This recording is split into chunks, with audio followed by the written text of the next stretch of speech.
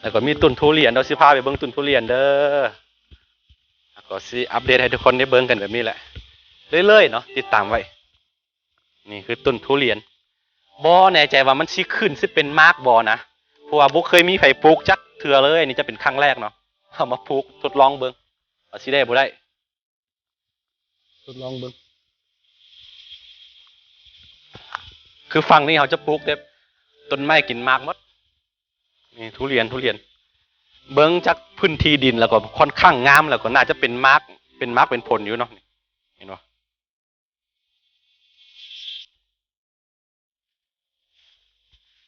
อันนี้ต้นมะม่วงเขาปลูกเป็นแถวไว้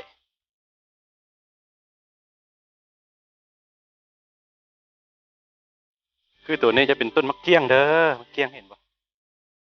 คือต้องบอกเลยว่าเขาปลูกไว้ทุกชนิดที่กินได้เลยนะหลายๆอย่างปลูกปนเปกันไปให้เรียกว่าตามความฝันว่าสิให้ไกลเป็นแบบสวนผลไม้ป่านะฝั่งนี้เนาะแล้วก็ไปฝั่งนู้นเขาจะเลี้ยงสัตว์ปีนี้เนาะน่าจะเลี้ยงหมูลงทุนเลี้ยงหมูแล้วก็นี่ก็เลี้ยงปลานะแล้วก็เขาสิมาประจำให้พี่เลยตามแผนคือบ่ทองท่าไว้เกษียณเป็นอย่างไรครับผมต้องมาแต่ตอนนี้เลยเนาะเพราะว่าค่อยมักนะเป็นคนที่มักแบบนี้อยู่แล้วหู้ตัวก่อนหรือว่าก่อนอายุนะฮอยังไงเนาะหลายๆคนจะท่าว่ารอท่าให้เกษียณก่อนเนาะรอท่าให้40-50แล้วในบันไปค่อยมาอยู่คือถ้าเขามักเป็นอย่างแล้วว่าอย่าเฮ็ดเป็นอย่างก็ลงมือเฮ็ดณตอนนี้เลยเนาะมันจึงบ่เสียเวลานะหรือว่าเฮ็ดตามความรู้สึกของตัวเองเฮ็ดตามใจตัวเองเลยอย่างสิข้ามไปฝั่งนั้น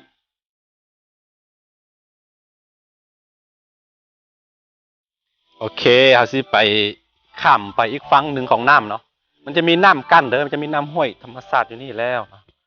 แล้วก็อีกอันนึงที่แบบว่าภาคภูมิใจที่สุดก็คือ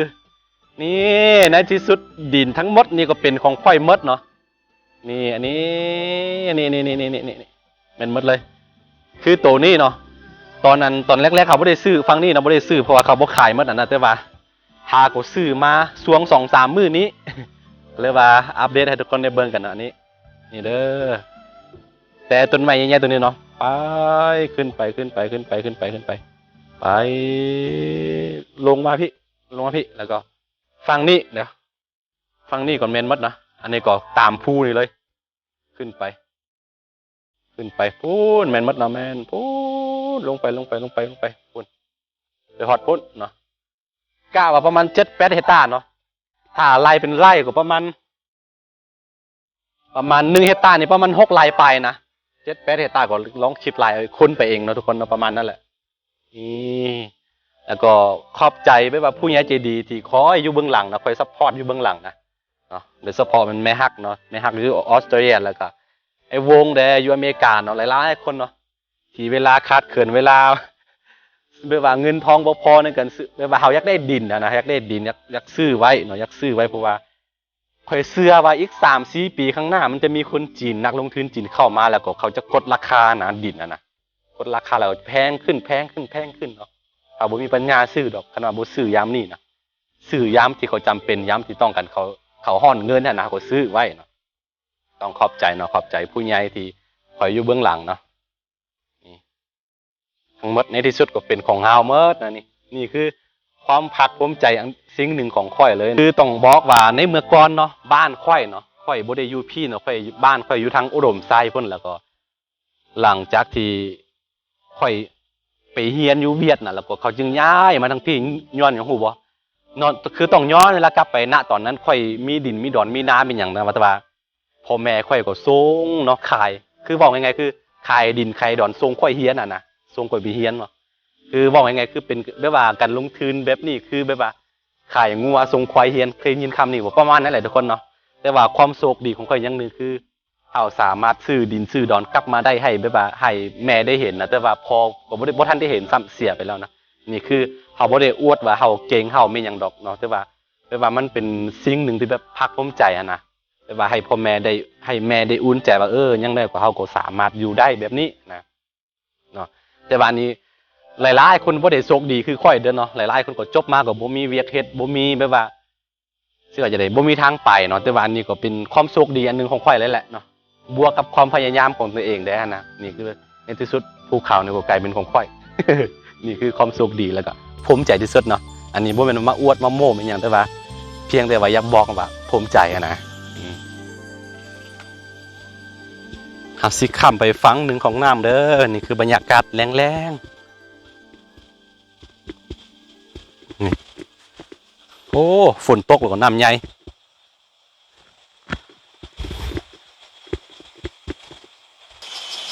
นี่คือเส้นทางไปอีกฝั่งหนึ่งตามแผนคือเฮาซีเลี่ยงไม่หยังก็เลี้ยงสัตว์ในฝั่งนี้หั่นนะแต่ว่าปีนี้นี่แม่บ่ยอมให้เลี้ยงเนื่องจากว่าเพิ่นปลูกอันนี้อันนั้นไว้ รอท่าให้อันไก่หน้าฝนก่อนประมาณเดือน12ที่ให้เลี้ยงแม่ว่าอย่างนี้คือเขาอยากเลี้ยงอยากเฮ็ดฟาร์มไหนอยากเลี้ยงหมูเนาะอยากเลี้ยงหมูเลี้ยงแบบธรรมชาติเลยเพราะว่ามันค่อนข้างอุดมสมบูรณ์อยู่แล้วนะให้มันกินไส้เดือนกินไม่ยังหากินอยู่นี่แล้วก็เอาก็เลี้ยงอีกเนาะหัวอาหารมันมะเขือมีต้นกล้วยเป็นอย่างนั้นมันก็สะดวกสบายอันนี้คือมักเพชรต้นมักเพชรเด้อนี่กำลังออกผลงาน6 เดือนของเฮาเด้อนี่โอ้กำลังเป็นมัก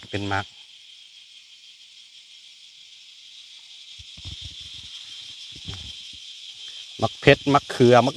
นี่คือมักนี่คือมักเขือต้นมักเขือโอ้มีอาหารกินเขืออันนี้คือหัวมันเนาะเขาเอิ้นมันอย่างก่อนแบบว่ามันไม่ได้เป็นบอนนี่เพียงแต่ต้นมันดำๆแบบนี้นะมันคือมันไม่ยังลืมซื้อละเพือกเนาะบ่เป็นมันเพือกนะมักเพชรโอ้พี่น้องไอ้สะออน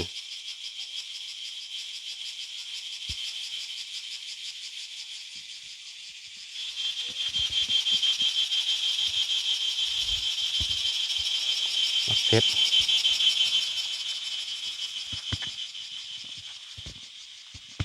ทั้งพี่กับปุ๊กมักเพชรทิ้งไปอย่างไว้หมด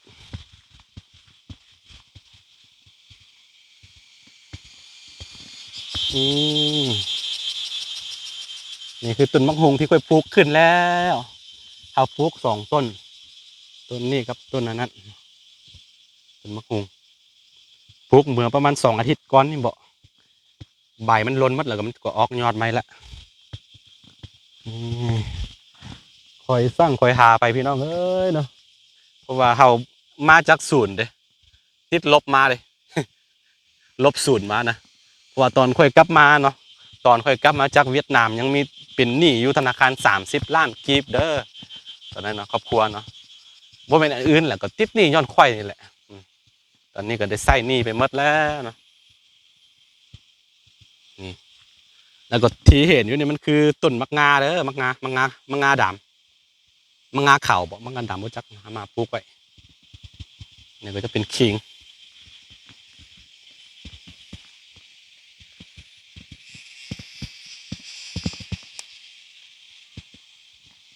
นะครับอันนั้นก็จะเป็น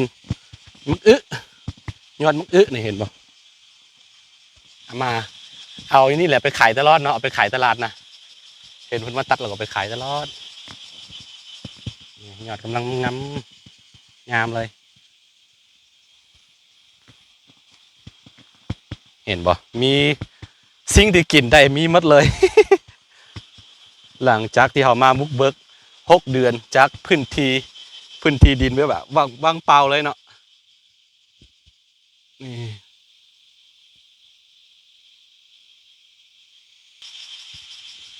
อันนี้จะเป็นยอดมักบวบโอ้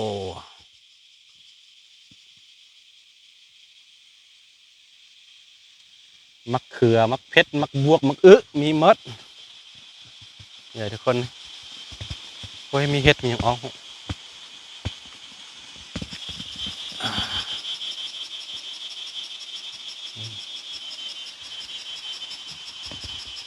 เสียงจักจานห้องแปลว่ามันไกลๆสิขำเลยแหละพี่น้องแต่ว่าเฮาอยู่พี่เด้เฮานอนอยู่พี่ประจำอยู่พี่เลยถ้าบ่มีเวียกจำเป็นแท้ๆบ่ค่อยได้กลับบ้านจะอยู่พี่เลยนะประมาณนี้เนาะทุกคนเนาะเป็นกันมาอัปเดตในรอบ 6-7 เดือนเนาะหลังจากที่เฮาซื้อดินมาเนาะเป็นดินว่างเปล่าแล้วก็มาบุกเบิกสร้างตูบแล้วก็มาปลูกมักเพชรมักเขือมาปลูกมักไม้มันหยังใส่เนาะในที่สุดก็ออกมาแบบว่าเป็นรูปเป็นหางตอนนี้ยังบ่เข้าที่เข้าทางเลยอีกประมาณอีกปีหนึ่ง2 ปีเนาะมันจึงแบบว่าจะงามนิดนึงนะแต่นี่ก็เป็นกันแบบว่าบุกเบิกแรกๆแล้วก็ค่อนข้างหลายๆยังบ่ค่อยสะดวกปานใดเนาะเดี๋ยวว่ารอท่าต่อๆไปเนาะติดตามกันไปเรื่อยๆเด้อทุกคนเด้อคือบางทีกันแบบว่าการยักเฮ็ดเป็นอย่างสักอย่างอ่ะนะก็บ่ต้องแบบว่าบ่ต้องท่าละบ่ต้องท่าว่ารอท่าให้ปีหน้ารอท่าให้ปีนี้หรือว่ารอท่าให้ฮอตเกษียณก่อนเนาะหรือว่าเก็บเงินก้อนหนึ่งก้อนคือหลายๆคนที่คิดแบบนี้นะคือบ่ต้องท่าเนาะเขาอยากเฮ็ดเป็นอย่างก็ค่อยๆเฮ็ดไปเนาะลงมือเฮ็ดแต่ณตอนนี้เนาะคือช่วงอายุประมาณนี้นะประมาณ28-29เดี๋ยวฮอดเดือนสิงหา13นี่ก็สิเป็นวันเกิดเด้อวันที่13สิงหาเนาะเป็นวันเกิดครบ29 ปีแล้วเนาะเป็นช่วงที่แบบว่าลองผิดลองทึกเนาะเป็นช่วงที่แบบว่าสั่งเนื้อสั่งตัวนะตอนนี้อย่างที่บอกไปเนาะเฮามาจากลบศูนย์เด้มันบ่มีหยังเด้ก็ต้องแบบว่าต้องได้ใส่เวลาเหลือผู้อื่นนิดนึงแต่ก็เฮาก็กำลังพยายามเนาะสั่งเนื้อสั่งตัวนิดนึงแล้วก็เดี๋ยวปีนี้เนาะปีนี้ถ้าบ่ผิดแผนเป็นหยังก็เซาคู่ก็สิได้ย้ายมาอยู่พี่เด้อสิได้ย้ายมาแล้วก็สิมาสั่งเนื้อสั่งตัวนำกันนี่แหละทุกคนเนาะแล้วก็ประมาณประมาณออกพรรษาแล้วก็เฮาก็สิไปเฮ็ดพาเข้าพาขวัญนิดนึงนะตามแผนนะอันนี้ก็เว้าไปก่อน กำลังปรึกษาอยู่รอถ้าให้เพื่อนของบ้านเสาคู่แล้วไปนิดนึงก่อนเนาะบ้านเสาคู่ไปว่าให้ทางครอบครัวเพิ่นย้ายไปอยู่ในบ้านไม้แล้วก็เขาก็สิมาอยู่ทางนี้แล้วนะเนี่ยทุกคนกำลังสั่งเนื้อสั่งตัวเด้อติดตามกันไปเรื่อยๆเนาะกับเรื่องราวการใช้ชีวิตแบบบ้านๆของค่อยเนาะอย่าลืมเนาะผู้ใดFC ท่านใดที่เข้ามาใหม่ก็อย่าลืมนะกดไลค์กดติดตาม2 อาคาน้อยไว้เนาะเวลาค่อยลงคลิปเราจะได้เห็นเนาะโอเคสบายดี